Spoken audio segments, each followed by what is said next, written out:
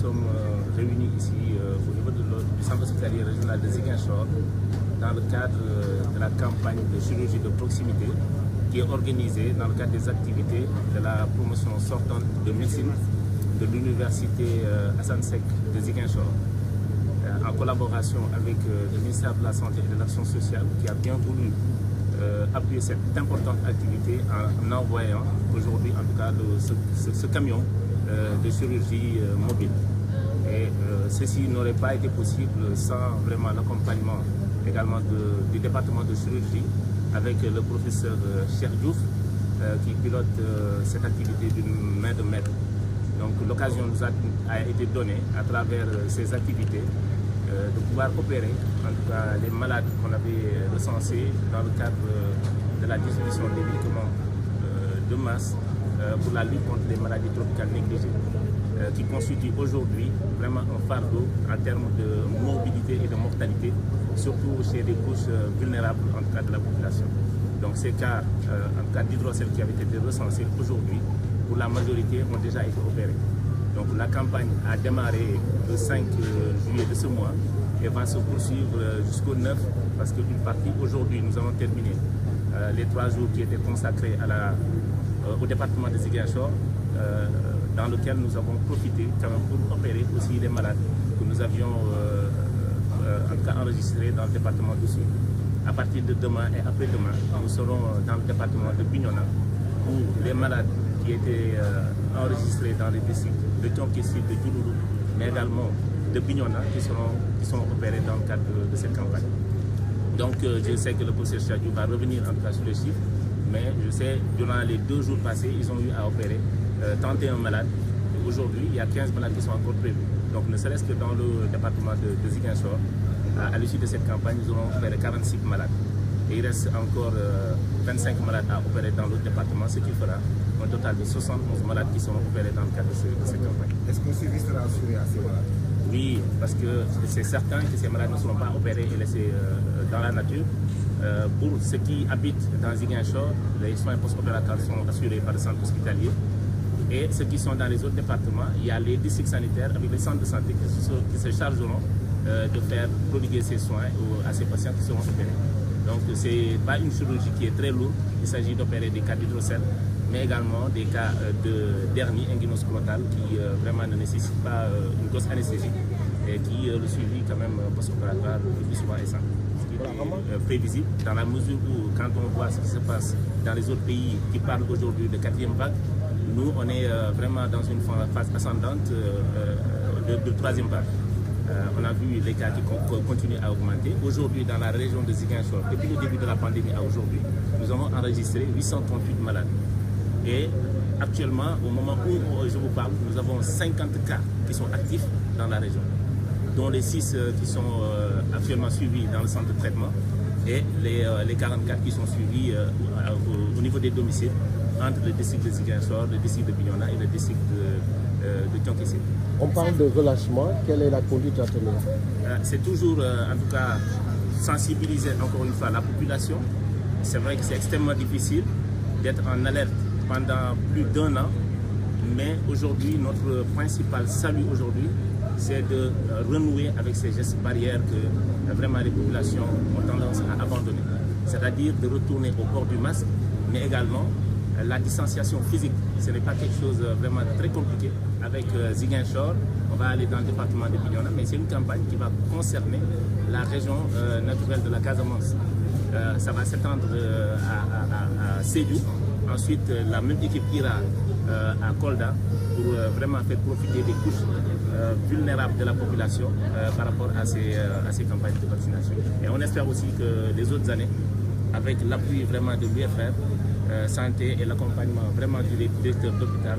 qui est là, M. Diop, depuis son arrivée, on a senti vraiment un engagement et d'une manière spontanée, il a accepté quand même d'accueillir cette importante activité au niveau de son établissement. Waaw kon tey ñu ngi fi dajewoo fii ci hôpital régional bu Ziguinchor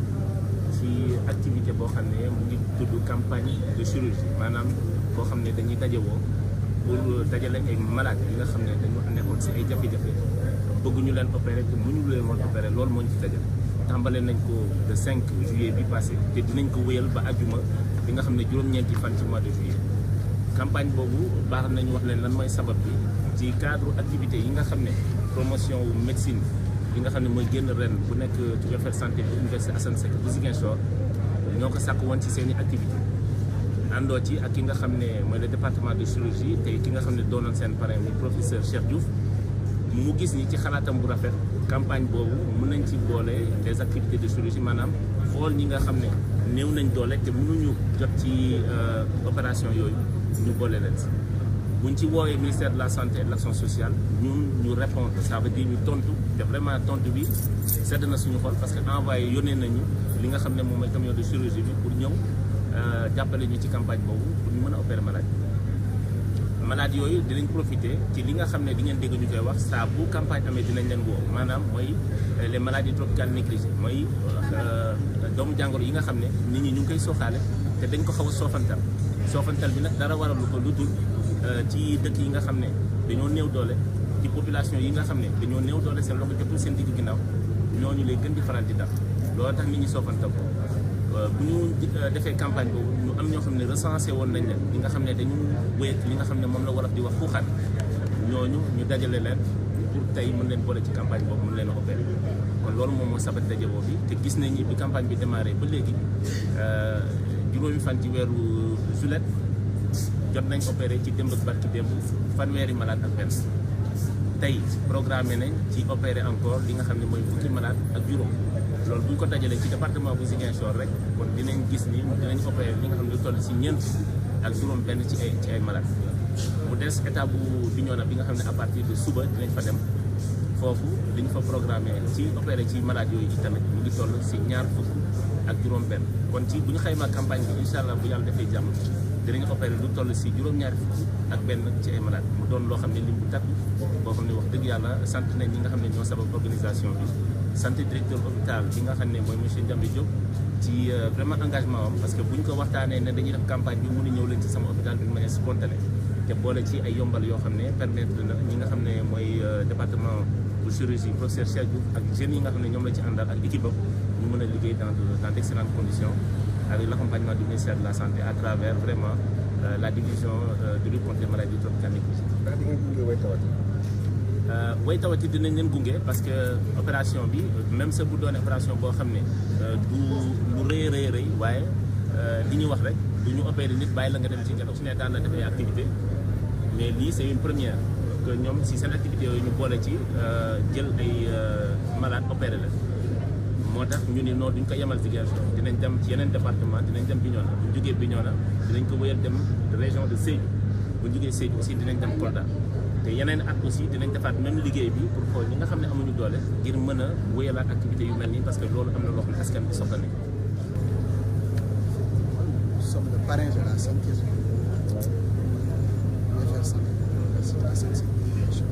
Mais également nous sommes chirurgiens du centre hospitalier régional de Ziguinchor.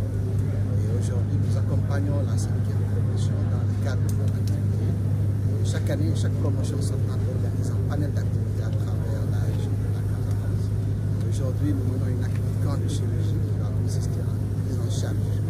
chirurgicale de certaines pathologies émanant des complications des maladies tropicales négligées. Cette initiative que nous avons réussi grâce au concours du médecin-chef de région qui nous a conseillé à accompagner depuis le départ, mais également avec l'appui du ministère de la Santé qui a bien voulu mettre à notre disposition le camion mobile qui aujourd'hui nous permet de faire des interventions chirurgicales à longueur de journée envers des populations nécessiteuses, envers des personnes qui souffraient déjà de ces pathologies et qui, pour une raison ou pour une autre, ne pouvaient pas bénéficier de ces interventions chirurgicales. Aujourd'hui, grâce au concours de tous ces éléments, nous avons pu les opérer gratuitement. Aujourd'hui, quel est l'appel que vous lancez et aux étudiants et aux populations par rapport à ces pathologies? En tout cas, à l'égard des étudiants, je ne peux que vous féliciter de leur activité. Ils sont en fin de formation, ils vont s'occuper de la population et déjà pour lancer cette activité, un grand acte de santé publique, je les encourage à continuer sur la lancée. À l'égard de la population, je veux juste lancer un appel pour qu'ils comprennent que les étudiants sont là, les médecins en formation sont là pour soutenir à leur besoin et qu'il n'y ait aucune gêne lorsque le besoin se fait sentir, qu'ils se présentent au niveau de l'hôpital, nous serons toujours là pour répondre à leurs besoins. Man le professeur Cheikh nekk chirurgien jàngalekat ci université Assane Seck ci Ziguinchor tey dañu nekk fii di def li ñuy wax camp de chirurgie. Camp de chirurgie bi nag ñu ngi koy organiser en collaboration avec Prosmed 5 maanaam 5e promotion étudiants yi nekk ci étudiants yi jàngoon docteur ci université Assane Seck de Ziguinchor. Suñu initiative bi nag dañuy remercier médecin chef de région docteur Tim ginnaaw bu ñu jàppalee wan ñu yoon bi nga xamante ni boobu la ñu war a mën a jaar ministère de la santé jàppale ñu jox ñu camion bi nga xamante ni dafa am bloc opératoire ci biir bloc opératoire boobu daf ñuy permettre ñu opérer malade yi nga xamante ni dañoo am ay feebar ñu wax ay complications si maladie tropicale bi et grâce à ce camion là dañuy mën a def intervention ci population yoo xamante ni gaa gisoon nañ seen feebar waaye amuñu woon possibilité ñu opérer leen parce que peut-être opération bi dafay soxla am doole boo xamante ni ñoom amuñu tey jii nii depuis lundi ba léegi ñu ngi fii nii si hôpital régional di def opération yooyu di jàppale population bi vraiment ci ni mu waree. ban kàddu ngay sànni étudiants yi ak askan bi. waaw étudiants yi ñun dañ leen di remercier déjà di leen encourager féliciter leen ci initiative bi ñuy jël xam naa ni chaque année ñu ngi organiser ay semaines ñu continuer ci lancer boobu population bi également maa ngi leen di wax bu ñu hésiter bu ñu am gêne chaque fois que ñu am soxla ci wàllu docteur ñu ñëw hôpital bu ñu fekkee bu soobee yàlla ci mën di nekk dinañ jéem a xool ensemble lan la ñu